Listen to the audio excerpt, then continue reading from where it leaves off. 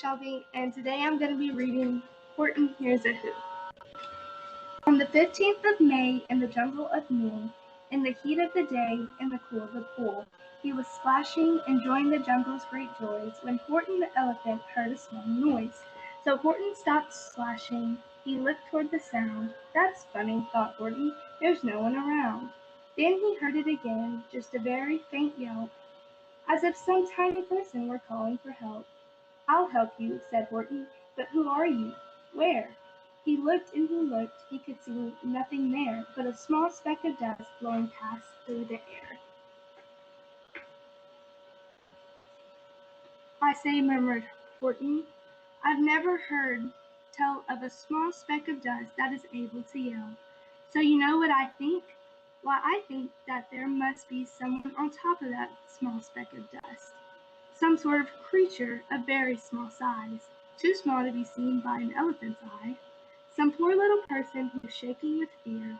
Then he'll blow in the pool. He has no way to steer. I'll just have to save him, because after all, a person's a person no matter how small."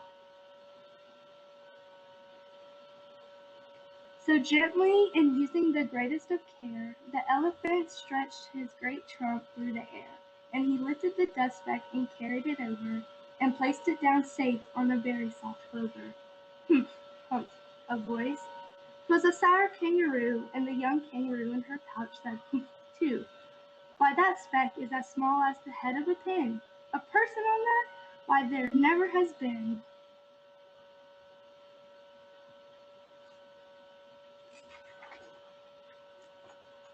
"Believe me," said Horton, "I tell you sincerely, my ears are quite keen, and I heard him quite clearly. I know there's a person down there, and what's more, quite likely there's two, even three, even four, quite likely a family, for all that we know, a family with children just starting to grow. So please," Horton said, "as a favor to me, try not to disturb them. Just please let them be." "I think you're a fool," laughed the sour kangaroo, and the young kangaroo in her pouch said, "Me too. You're the biggest blame fool in the jungle of me." And the kangaroos plunged in the cool of the pool. "What terrible splashing!" the elephant frowned. "I can't let my very small persons get drowned. I've got to protect them. I'm bigger than they." So he plucked up the clover and hustled away.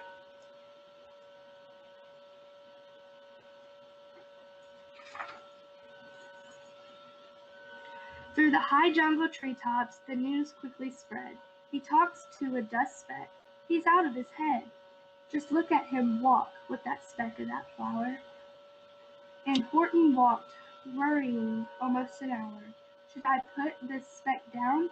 Horton thought with alarm. "If I do, these small persons may come to great harm. I can't put it down, and I won't. After all, a person's a person, no matter how small." Then Horton stopped walking. The speck voice was talking. The voice was so faint he could just barely hear it. "Speak up, please," said Horton. He put his ear near it. "My friend," came the voice, "you're a very fine friend. You've helped all us folks on this dust speck no end. You've saved all our houses, our ceilings and floors. You've saved all our churches and grocery stores."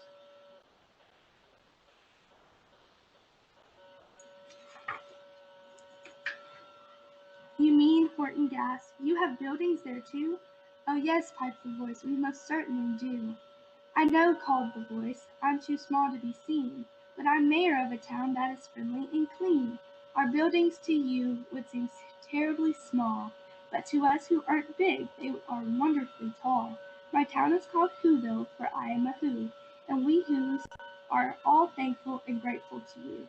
And Horton called back to the mayor of the town, "You're safe now. Don't worry. I won't let you down." But just as he spoke to the mayor of the speck, three big jungle monkeys climbed up Horton's neck. The Wickersham brothers came shouting, "What rot! This elephant's talking to Whos who are not. They aren't any Whos, and they don't have a mayor. And we're going to stop all this nonsense, so there."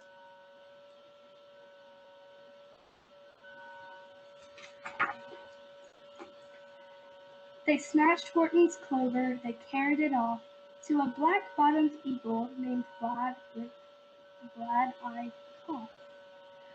A mighty strong eagle, a very swift wing, and they said, "Will you kindly get rid of this thing?" And before the poor elephant even could speak, that eagle flew off with the flower in his beak. All that late afternoon and far into the night, that black-bottomed bird flapped his wings in flight, while Horton chased after with groans over stones that tattered his toenails and battered his bones, and begged, "Please don't harm all my little folks, who have a much right to live as bigger folks do." But far, far beyond him the eagle kept flapping, and over his shoulder called back, "Quit your yapping, I'll fly the night through, I'm a bird, I don't mind it, and I'll hide this tomorrow where you'll never find it."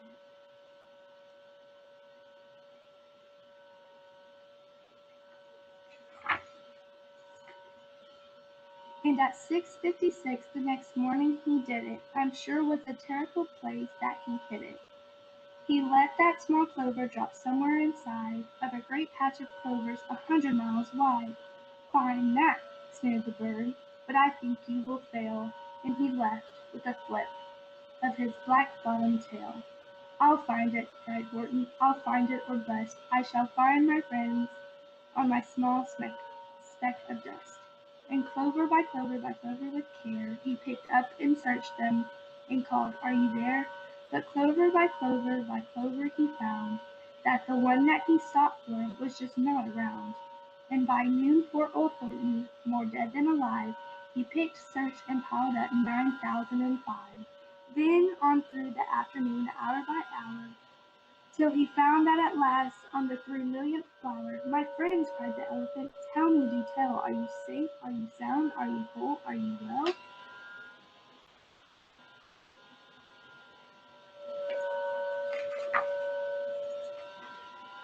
From down on the speck came the voice of the mayor, "We've really had trouble, much more than our share. When that black-bottomed birdie let go and we dropped, we landed so hard that our clocks have all stopped. Our teapots are broken, our rocking chairs smashed, and our bicycle tires all blew up when we crashed. So Horton, please," pleaded that voice of the mayor's, "will you stick by us who's while we're making repairs?" "Of course," Horton here, "of course I will stick. I'll stick by your small folks through thin and through thick." "Humph," heaved the voice. "For almost 2 days you've run wild and insisted on chatting with persons who've never existed. Such carryings on in our peaceable jungle, we've had quite enough of your blowing bungle.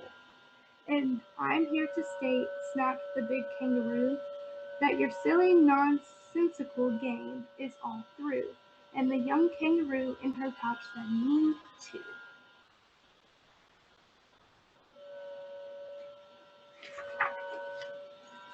With the help of the Wickersham brothers and dozens of Wickersham uncles and Wickersham cousins and Wickersham in-laws whose help I've engaged, you're going to be roped and you're going to be caged.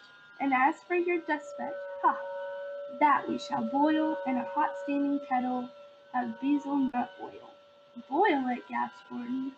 "Oh, that you can't do. It's all full of persons. They'll prove it to you." Mr. Mayor," Horton called, "Mr. Mayor, you've got to prove now that you really are there. So call a big meeting, get everyone out, make every who holler, make every who shout, make every who scream. If you don't, every who is going to end up in hazelnut stew."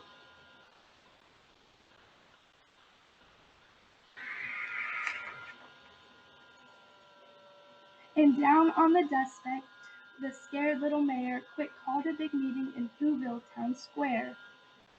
And his people cried loudly, they cried out in fear, "We are here, we are here, we are here, we are here." The elephant smiled, that was clear as a bell. "You kangaroo surely heard that very well." "All I heard," snapped the big kangaroo, "was the breeze, and the faint sound of wind through the far distant trees. I heard no small voices, and you didn't either." And the young kangaroo in her pouch said, "Me too."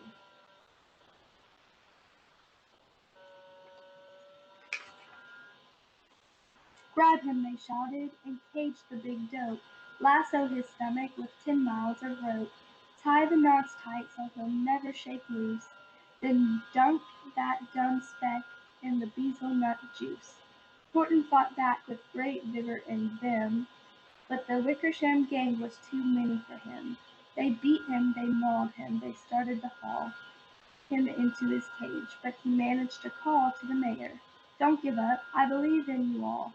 A person's a person no matter how small, and you very small persons will not have to die if you make yourselves heard, so come on now and try."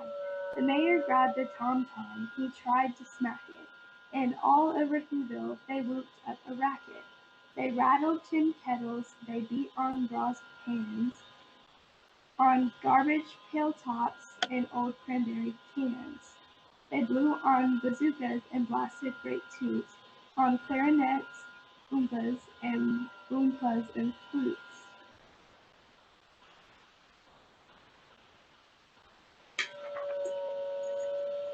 Great gusts of loud racket rang high through the air. They rattled and shook the whole sky, and the mayor called up through the howling mad hullabaloo, "Hey Horton, how's this? Is our sound coming through?" And Horton called back, "I can hear you just fine, but the kangaroo's ears aren't as strong quite as mine. They don't hear a thing. Are you sure all your boys are doing their best? Are they all making noise? Are you sure every who down in Whoville is working? Quick, look through your town. Is there anyone shirking?" Through the town rushed the mayor from the east to the west, but everyone seemed to be doing his best. Everyone seemed to be yapping and yipping, everyone seemed to be beeping and bipping. But it wasn't enough, all this ruckus and roar. He had to find someone to help him make more. He raced through each building, he searched floor to floor.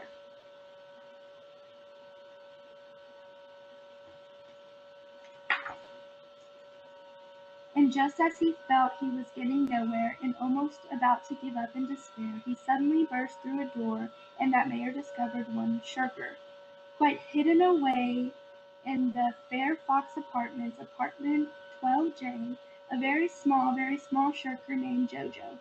He was standing, just standing, and bouncing a yo-yo, not making a sound, not a yip, not a chirp. And the mayor rushed inside and he grabbed the young twerp. And he climbed with the lad up the Eiffel Bird Tower. "This," cried the mayor, "is your town's darkest hour, the time for all who have blood that is red to come to the aid of their country," he said. "We've got to make noise in greater amounts, so open your mouth, lad, for every voice counts." Thus he spoke as he climbed. When they got to the top, the lad cleared his throat, and he shouted out, "Yop!"